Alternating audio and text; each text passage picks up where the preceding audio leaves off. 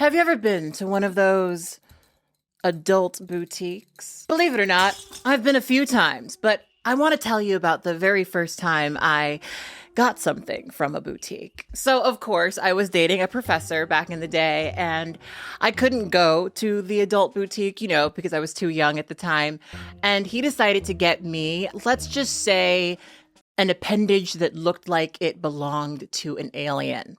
It was the very first appendage that I've ever owned, and I wanted to take it away with me to college, but I have object permanence issues and left it at home. I used to keep it in my little nightstand next to my bed, and when I went home for Thanksgiving break, I checked that little nightstand, and there was no appendage. So I frantically looked around my entire house, digging through boxes in the garage even, and my little brother pulled me aside and informed me that while I was away at college, my father had apparently discovered what was in my nightstand. And apparently he was so mortified by this discovery that he tried to cut it up and melt it down in the stove. I don't understand this. I was not around when this happened, but apparently he just didn't want to throw it away because I guess what would the neighbors think? I grew up in the suburbs. So multiple layers of trauma aside, I say all that to say that typically, because of what I do, I would not judge somebody for going to a sex shop.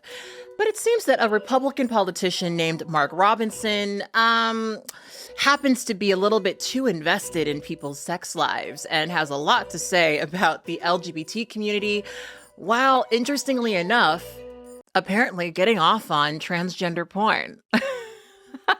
And I wish that I could tell you that that was the worst part of this story. I mean, you see what the title says, but we're going to get into that in this video, and I'm getting ahead of myself. Let me introduce myself. My name is katblaque, and I like to think that I make content for introspective hot people. And if you're here, I'll assume that's you. And if you're brand new here, you know exactly what to do if this video pleases you. Click my button and join me right here on my channel. So in 2021, Mark Robinson would become the first Black man to be elected as Lieutenant Governor of North Carolina. And at the time, he had recently risen to prominence because of his presence on Republican social media. Most notably, a passionate speech that he gave during a 2018 Greensboro City Council meeting about gun rights. You're not going to be able to go down here and take these guns from these criminals. So the criminals are going to hold on to their guns. They're still going to have them. They're still going to break in my house, and they're still going to shoot me with them. And guess who's going to be the one that suffers? It's going to be me. Well, I'm here to tell you tonight, it is not going to happen without a fight. And when I say fight, I don't mean shots fired. I don't mean fist thrown. I mean, I'm going to come down here to this city council and raise hell just like these loonies from the left do until you listen to the majority of the people in this city. And I am the majority. The majority of the people in this city are law-abiding, and they follow the law, and they want their constitutional right to be able to bear arms. He's currently the 2024 nominee for the North Carolina gubernatorial race, and Robinson is highly favored by Donald Trump, who refers to him as Martin Luther King ×2. Watch this. This is Martin Luther King on steroids. Okay, now, I told that to Mark. I said, I think you're better than Martin Luther King. I think you are Martin Luther King ×2. And he looked at me, and I wasn't sure, was he angry because that's a terrible thing to say, or was he complimented? I have never figured it out. Now, take note of that particular comment because we're going to come back to it later. Now, during his campaign for lieutenant governor, several of his posts that included very hateful language would resurface on social media. We're actually going to take a look at some of those. I had my editor put together a compilation of his ranting, and I wanted to watch it with you guys and give you guys my thoughts before we talk about the rest of this story. I want to give you guys an impression of who this guy is in public before we talk about who he is in private. Also, as a side note, I will be drinking some tea while I watch these videos, and I promise you this is not watered down blood. It's hibiscus tea, I promise. I'll be drinking out of one of my merch cups. I'm going to be retiring a lot of designs in my spring shop right now. So if you like the designs that are currently there, Go grab them. Currently, I do have a sale going on in my store, so if you like this or any of my other designs, check them out because I will be retiring them soon. America is still the greatest nation on earth. And I don't care what these communists say. I don't care what these socialists say. I don't care what these blue-haired freaks say with a tackle box in their face at the college campus. This is the greatest nation on earth, and it's all because of God. He's the one that made it possible. So we give him thanks first and foremost. Some more comments that the LGBTQ community might find controversial by the Republican Lieutenant Governor Mark Robinson. He delivered those in a sermon at Trinity Baptist Church in Mooresville last Sunday. In it, Robinson criticized the pride flag and churches that fly it. I'm going to fly a rainbow flag out front and spit right in the face of God. Yes, I said it. Makes me sick every time I see it when I pass a church that flies that rainbow flag, which is a direct spit in the face of God Almighty. And if this nation does not stop it, this nation is going to be in trouble. There is no pride in sin. And I don't mind standing up saying it. There's no pride in sin. Here's something else I'm not supposed to say. Ain't but two genders. So unique. I love this new commentary. Two genders. Ain't nothing but men and women. And I can already see WRL out there. They licking their pencils around, trying to write fierce as they can. Get every word of this here. Get every word of this. You can go to the doctor and get cut up. You can go down to the dress shop and get made up. You can go down there and get drugged up. But at the end of the day, you were just a drugged up, dressed up, made up, cut up, man or woman. You ain't changed what God put in you, that DNA. You can't transcend God's creation. I don't care how hard you try. The transgender movement in this country, if there's a movement in this country that is demonic and that is full of the spirit of Antichrist, it is the transgender movement. So now what do we do about this? What do we do about it? What do we do about this wickedness called social justice? Number 3, put on the whole armor of God. It ain't said nothing about no, oh, it's me. Put that armor on and then do like David. Go into battle and take the head of your enemy in God's name. And that's what we're called to do. We're called to be the Christians that God has called us to be. And we are called to, here we're getting ready to get in trouble, called to be led by men.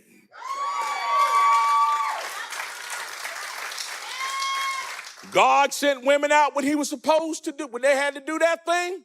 But when it was time to face down Goliath, he sent David, not Devita, David. When it was time to lead the Israelites out of Israel, he sent Moses. Not Mama Moses, Daddy Moses. See, God knew what he was doing when he made men big and hairy and ugly. It's because you're supposed to scare away predators, whether they're in the woods or standing in front of your kids in elementary school. Oh my God. Of course. That's the first thing we got to do. The second thing we got to do is we got to get back to the instruction manual. There's an instruction manual for life, and I don't care what anybody says, like this or not. It's called the Bible. Oh. That is what is happening in America right now. We are not reading the instruction manual for life. And because of that, what's happening? We got men in the women's swimming pool. We got teachers in elementary school teaching children about filth. Yes, I called it filth because it is. 'Cause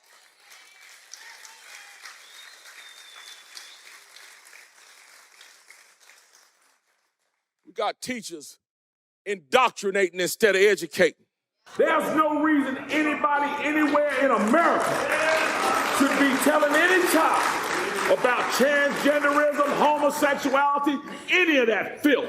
And yes, I called it filth. We could pass a bill saying you can't have an abortion in North Carolina for any reason. He says the civil rights movement in the 1960s was, quote, crap, and that Martin Luther King was a communist. Robinson posted the movie Black Panther was, quote, created by an agnostic Jew to pull the shekels out of your Schwartz pockets, using the Yiddish words for money and black. He referred to the victims of the Parkland school shooting as spoiled little bastards. He says the moon landing in 1969 may have been fake. He also says there is a secret ruling cabal that is part reptile. And said that Beyonce is satanic.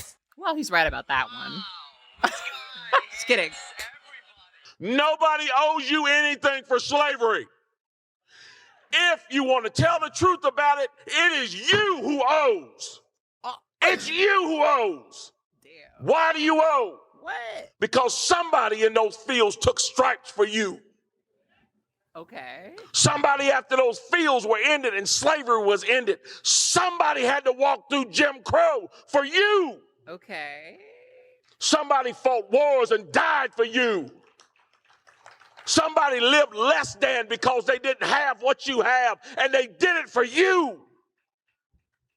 Okay. There are people in their graves right now, and they are there because they were willing to stand up and fight for you. Okay. Those folks on the Edmund Pettus Bridge carrying American flags, take that, Colin Kaepernick. Nobody owes you anything. If anybody owes, it's you. Because you've been the benefactor of freedom. Okay. You are the one that owes. Damn. And what do you owe? Good you question. owe it to them to get up off your tail and get to school.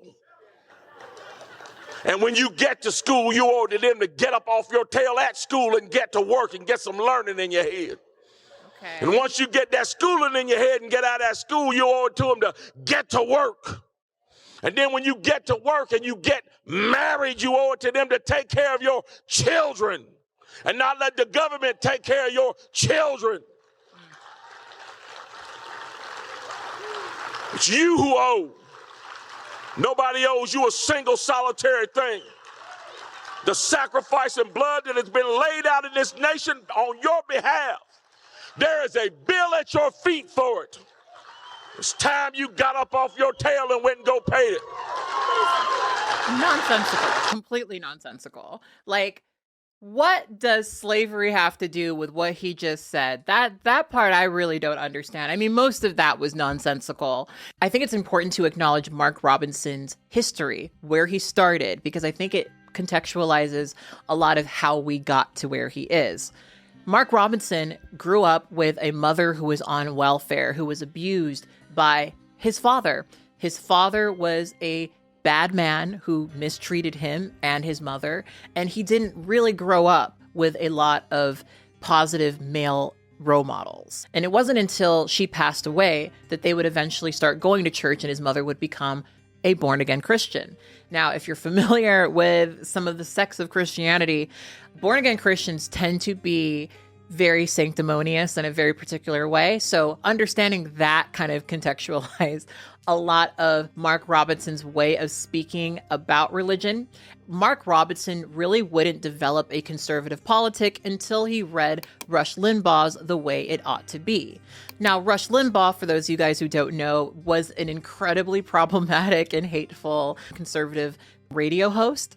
And he's very well known for a lot of his very bigoted views. When you read an Amazon description of the book, it says that it tackles subjects such as the homeless fraud, feminazis, and environmental wackos. So that gives you an impression of what's in this book. And Mark Robinson said that the conservative outlook resonated with him because, in his view, it didn't reinforce this sort of victim mentality, one that he sees as very prevalent within the Democratic Party. Now, as somebody who was raised conservative, there's a part of me that understands this purely because in more conservative spaces, there really is this like idea that you should never be a victim, pick yourself up, stop bitching and moaning, stop complaining. But of course, for me, in the mostly white conservative spaces I was in my 20s, right, a lot of those spaces, it was just people didn't like want to talk about that shit, right? They didn't want to acknowledge their racism. So this whole, don't be a victim thing was more shut the fuck up and leave us alone kind of thing. But I remember feeling like I don't want anyone to think that I'm a victim. I don't want anyone to pity me because I'm Black. And I remember thinking that some more conservative politics allowed me to, not be seen as a victim. I went to Christian private school. My parents put me into the church pretty immediately. I used to work for the children's ministry. Like, I was very religious. I've talked about that a couple of different times. And I know that that informed what I think was the very beginning of like a conservative politic that very quickly died out. A lot of what he just said is completely influenced by that. So it makes sense to me that a lot of what Mark Robinson feels is what he expresses on these church stages, right? And I think because I am familiar, maybe a little bit too familiar with the cognitive dissonance of a lot of men who pursue transgender women, it doesn't surprise me that a man like this had skeletons in his closet and specifically fetishized transgender women. So something interesting to note about Mark Robinson is that he's made a lot of statements, obviously, as we just saw, about the LGBT community, and quite frequently he'll use phrases like pornography to describe things like LGBT books in schools. But he hasn't really come out and made any statements about pornography, which is kind of interesting considering what the rest of this video is going to be about. And North Carolina is particularly dicey when it comes to pornography, and he will quite often use the phrase pornography to describe things like LGBT books in schools. But as it turns out, he was quite the patronage of actual pornography, and this would come out when the owner of a porn shop actually came out and outed him as not just a regular customer, but a very prolific one. A man named Louis Money would share that he used to sell pornographic videos to Mark Robinson under the table through a store called Gents Videos and News. Allegedly, he worked there during the 90s and the 2000s, and apparently Mark Robinson would come in all the time to his porn shop. Money, along with 5 other men, confirm that he was a regular customer at Gents Video and News. And apparently he would come in and put on these sort of comedian-like performances at the shop to the point where he became a pretty known commodity. In fact, sometimes he would even bring in free pizza from his job at Papa John's. Money would describe Mark Robinson's comedy as very homophobic, and apparently quite a bit of the jokes that he would make were geared at some of the gay customers of the store. Apparently, over the years, Mark Robinson would purchase hundreds of bootleg pornographic DVDs from Louis Money. And typically he's pretty good at paying for them, but he didn't pay for his very last purchase, a fact that he eventually would get confronted for in a Planet Fitness by Louis Money, allegedly. In 2022, Louis Money apparently ran into Robinson at a Planet Fitness and confronted him about the money that he owed him, very jokingly, I suppose. And they took a photo together and he posted it on his Facebook with a caption that essentially said that while he doesn't agree with his politics, he's always gotten along with Mark Robinson. Now, Robinson would say that he doesn't really know Louis Money, and apparently he was only familiar with him through his job at Papa John's, because apparently he was a customer. But like I said earlier, apparently one of the things that Robinson would do was bring pizza into the shop, especially when he visited the video arcades. Now, I wanted to sort of share some thoughts about video arcades because I know that a lot of people who are looking into this story don't really have a lot of familiarity with them. And unfortunately, as someone who used to be a little Craigslist rat, I know what a video arcade is all about, and I wanted to share it with you guys. So video arcades are essentially sort of these spaces where men usually, but not always, can go and watch porn, right? Sort of the idea is you go into a booth, you watch your movie, and then you do your do in the booth. Now, a lot of times these exist so that people who want to watch porn can essentially come to a safe place to do so, one that isn't really as traceable as, of course, looking it up on the internet. And porn arcades are kind of a little bit more popular in areas where there might not be a lot of internet access and such. But something to understand about them is there is also this kind of culture around porn arcades. Porn arcades are very popular for gay male cruising. In fact, it's very hard for me to go into a porn arcade at this phase of my life purely because I am a woman, and quite frequently these arcades don't really want women to go into them, sometimes because they suspect them of being sex workers. But long story short, a lot of times when people go to porn arcades, they're not going to just watch porn, right? They're going to interact with the other people who are there at the porn arcade. In fact, for some people, that is like the main draw. Now, I'm not saying that that's necessarily what Robinson was doing, but I don't know. With some of the stuff that we found out after this, I have some feelings. So after the story about him visiting the porn shop went viral, there were apparently some other posts that resurfaced that were linked to Mark Robinson on a website called Nxde Africa. Now, Nxde Africa is basically what you think it is. It is a website that offers images of nude Africans, but it also had a forum. And for the younger kids in the audience, a forum is basically a Discord.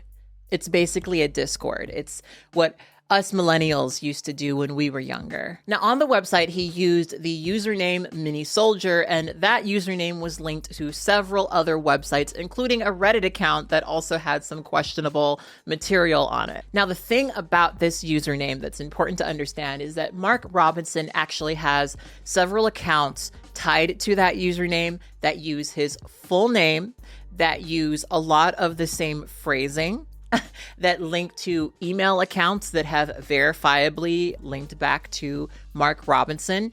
And apparently the IP address attached to his account leads back to where he lives in Greensboro, North Carolina. And it seems like, though he may try to deny some of these things that were found, it's most likely posts that were written by him. Not to mention, while some of the stuff we're going to discuss is wild, there are some things that are very consistent with his publicly stated beliefs. Now, while Mark Robinson spends a lot of time calling LGBT people groomers and describing them as perverse and saying that transgender women like myself using the women's restroom is some sort of great transgression and perversion, he has posts on Nxde Africa describing very fondly his memories of peeking in on a women's public shower in his youth. And surprise, surprise, on the Nxde Africa forum, he speaks about enjoying transgender porn. He says, "I like watching trans girl on girl. That's fucking hot. It takes the man out while leaving the man in.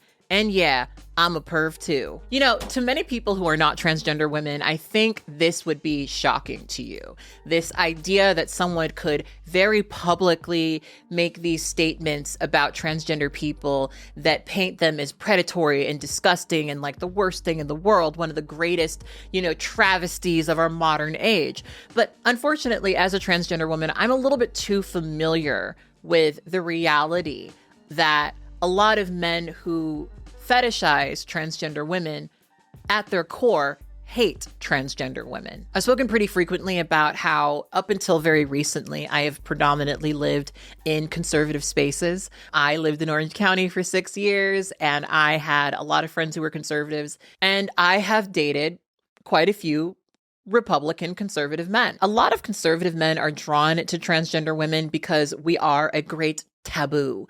I find that a lot of conservative men have very particular ideas about gender. And for some of those men, they, in their mind and sometimes their experience, think that transgender women are eager to play into those ideas about gender. I think it's a fair assumption to say that some men are predominantly attracted to transgender women for the genitalia they assume that they have. But I think a lot of men, especially conservative men, they're actually attracted to transgender women because it is so deeply taboo. It is so deeply contradictory to a lot of the things that they have internalized. And I think a lot of conservative men, it's kind of exciting, especially when something that they think of as so repulsive actually turns them on. And that happens, I think, more often than not. I think that that's actually what's behind a lot of conservative rage about transgender people is how transgender women specifically disrupt this patriarchal idea that a lot of these conservative men have about gender. Like, Mark Robinson fetishizes transgender women in a way where their gender is in service to them, right? He's watching this porn with cis women and trans women, and basically what he's trying to say is that, he gets to watch a penis that isn't quite attached to a man, right? Even in his description of him enjoying this porn, there's this acknowledgement that this transgender person isn't quite actually a man, right? And it's funny to read that and contrast it with his statements about surgery and things like that, because my experience is, though some men will very publicly say that they are not attracted to transgender women, because they're attracted to women, it's kind of inevitable that they will be. And some men are actually very turned on by that. They're very turned on by this idea of being attracted to someone who is transgender, especially someone who they wouldn't be able to tell is transgender. It's just like this taboo, exciting thing. There have been so many times where I've told someone I was trans, and they went from being mildly engaged with me to like feverishly excited, right? Like, you could feel the lust just like radiating off of them. And these are often men who may be a little bit more conservative, right? Like, there's something there. And the thing that's so frustrating about this as a trans woman is that a lot of times society isn't privy to this, right? Society is not privy to what transgender women experience, what transgender women see in their daily lives, which is that men are attracted to transgender women, even and especially the men who publicly state that we are repulsive to them. Mark Robinson sees transgender women's gender as in service to his sexuality. And a lot of men who enjoy transgender women, especially more conservative men who have their particular ideas about gender, what they actually enjoy is this idea of somebody who is being feminine for them, somebody who is putting themselves together and expressing femininity for them, right? And of course, that is an idea attached to these patriarchal conceptions that conservative men often have of cis women, right? Of women in general, that their femininity has to be in service to them. So it's in that way, in that misogyny and this transphobia, this trans misogyny, right, is connected. They are part of the same thing. There may be nuances for what transgender women are experiencing, but it's related to the same thing. And for these men, because they sexualize femininity, because they sexualize transgender women transitioning, they can only comprehend transgender women as transitioning to fulfill some sort of sexual end. And that's why, for some of them, they only think of transgender people in the context of sexual predation. Obviously, Mark Robinson, at his core, doesn't really respect transgender women's gender. He only sort of respects it as much as it feeds into his sexuality, especially in a way where he can deny an aspect of it, right? Because from that comment, it's clear that part of his enjoyment, part of what he gets off on when he's watching porn is the presence of a phallus. And for a lot of men, the appeal of transgender women is this idea of a beautiful woman with a phallus. Sometimes the novelty of that on its own is what draws men to transgender women. Some of the posts on Nude Africa also detail an affair that he apparently had with his wife's sister. And in these posts, he's very braggadocious about not just cheating on his wife, but having sex with a lot of people. And it's interesting to pair that up against his statements about birth control, which very much slut shame women and basically tell them to close their legs. Here's a novel idea. Why don't you use some of that building up of your mind and building up of empowerment to move down here to this region down here? Get this under control. See, because this region right here, that's the only region on your body that can make life, take life. If there's anything we need to be telling our young people is they need to be responsible with their reproductive systems. That means you don't lay down and act like you're making a baby till you're ready to have a baby. All this giving out of birth control and advising people how to, well, you see, if you do it this way, you're going to have a baby. If you do it that way, here's how you don't have a baby. You don't have what you do to make a baby till you're ready to have that baby. I guess I don't need to say this, but obviously there's different rules for the Mark Robinsons of the world in his mind. Also, an important note about birth control is that one of Mark Robinson's very first scandals was that he actually paid for an abortion many, many years ago. So like many Republican men, while he may be currently standing against abortion, he himself benefited from abortion access. In recent days, a Facebook post I made 10 years ago has resurfaced where I referenced paying for an abortion. Over 33 years ago, before we were married and before we had kids, we had an abortion. It was the hardest decision we have ever made. Sadly, we made the wrong one. This decision has been with us ever since. It's because of this experience and our spiritual journey that we are so adamantly pro-life. Now, one of the most concerning posts that he made was about how he identifies as a Black Nazi, allegedly. Now, I don't know, maybe his anti-Semitic comments from earlier made it a little bit too obvious, but this guy is a huge fan of Hitler. This guy loves Hitler so much that during the Obama administration, he said that he would rather have Hitler in charge. He also expresses a fondness for slavery, saying that if he had it his way, he might bring slavery back, allegedly. And some of his posts also drew attention to the fact that he is not a fan of Martin Luther King, calling him a commie bastard worse than a maggot. That is actually such a sick punk band name. Now, here's the thing. These comments are unsurprising to me as well. I don't know how people are going to feel about me saying this, but as you guys know, I am part of the BDSM community. I'm one of those weirdos. And something that I've definitely noticed is that a lot of men who are Black have a very hard time not including aspects of racism into their play. To the point where it is really, really hard for me to find a Black dominant man who isn't into slave play. That is so common among Black male dominants. And I don't even know that many white men out here who are into it, but pretty much all of the Black male dominants I know subscribe to some form of slave master play, which, side note, not everybody does. Personally, for me, I don't engage in that because slavery was too traumatic. I don't want to revisit that on my body. I may be submissive, but I don't want to be someone's slave. I'm a very service-oriented person, and if I like you, I will be serving you. Most men don't deserve it, but that's another video. I think that Black men deal with being fetishized, and I think that a lot of Black men internalize that. I think pornography, especially, really only presents them with a certain image of who they're supposed to be, who their erotic person is supposed to be. And I think that maybe that's a little bit why so many Black men feed into the BBC thing and Raceplay and things like that. And from my observation, that stuff is so much more common among Black men than it is Black women. I'm sure there are Black women who are into it.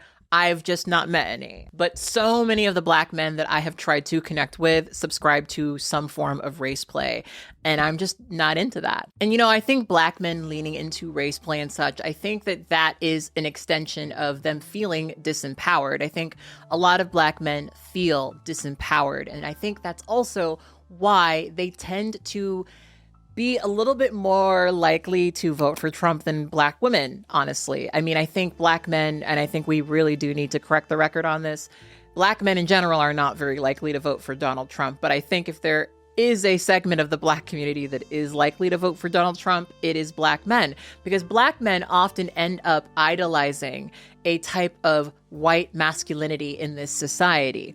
And that type of white masculinity is very reinforced within the evangelical Christian church, especially in America, especially in North Carolina. And I think it's important to acknowledge, too, that Mark Robinson, though he may present himself as very religious now, wouldn't actually commit himself to God for quite some time.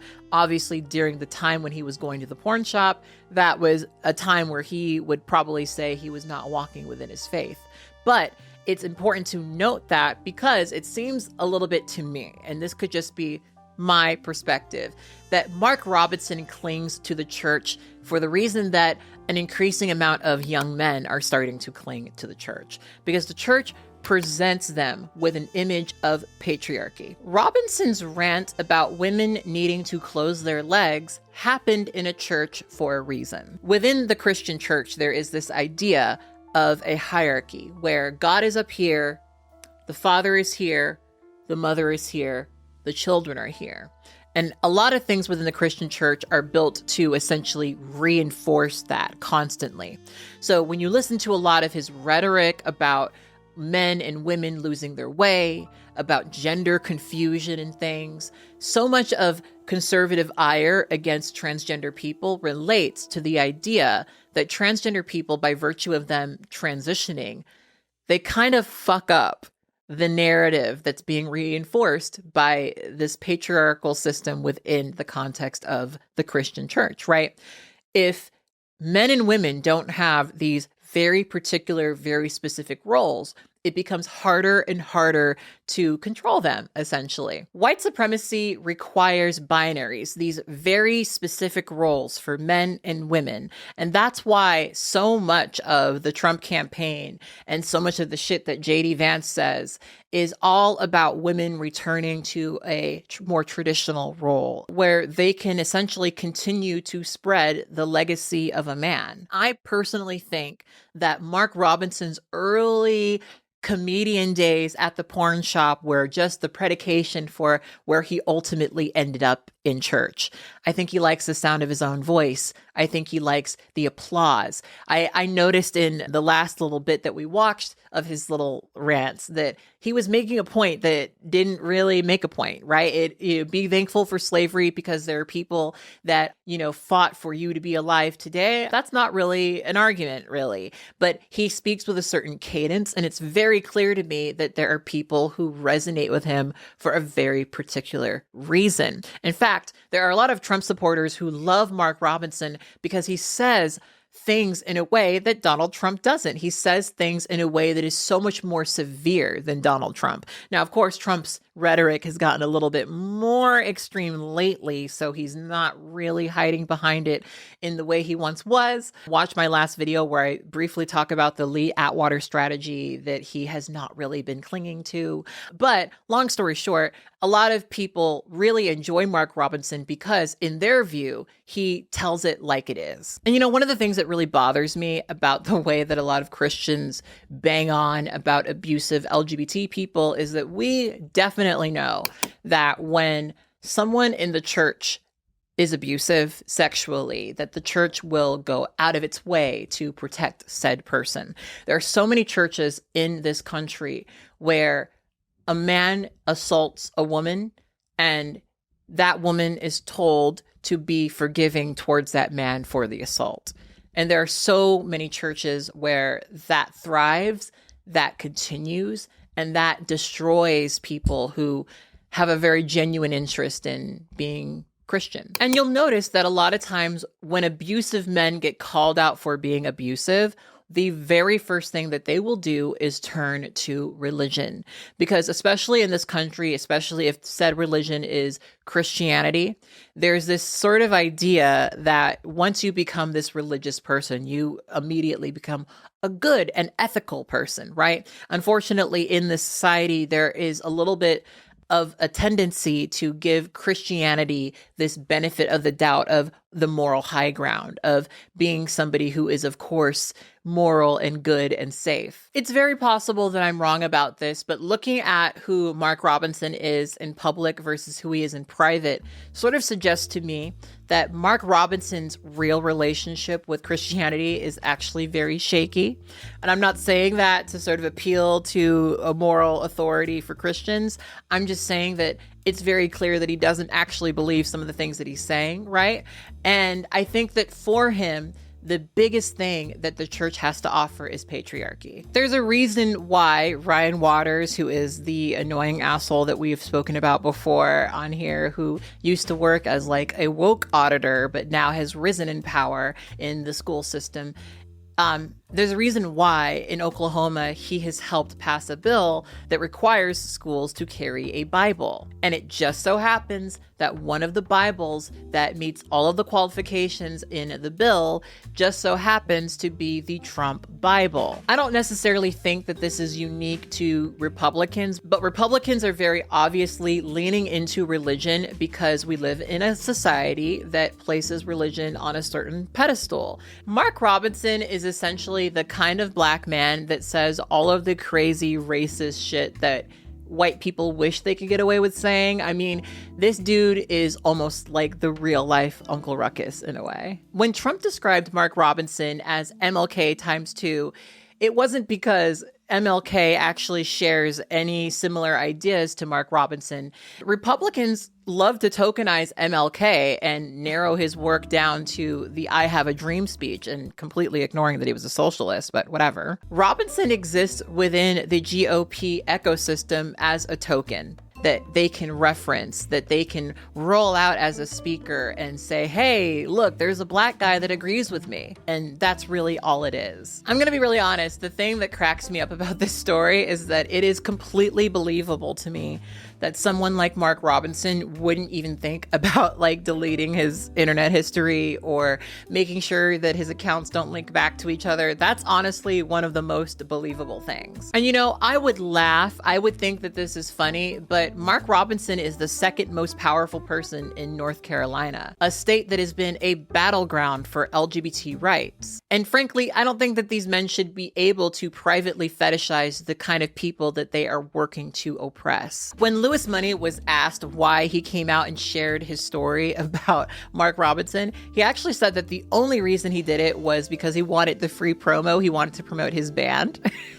But like I said, there are 5 other people who confirmed that he was a regular at the porn shop. Now, of course, Mark Robinson denies all of it, but it just seems a little bit too like this was a thing that really did happen. Anyway, I'm very, very curious what you guys have to say about this. I would love to hear your thoughts about all of this. There's just so much to talk about here. So please leave a good comment in the comment box below. I love those of you guys who, you know, do the paragraphs upon paragraphs.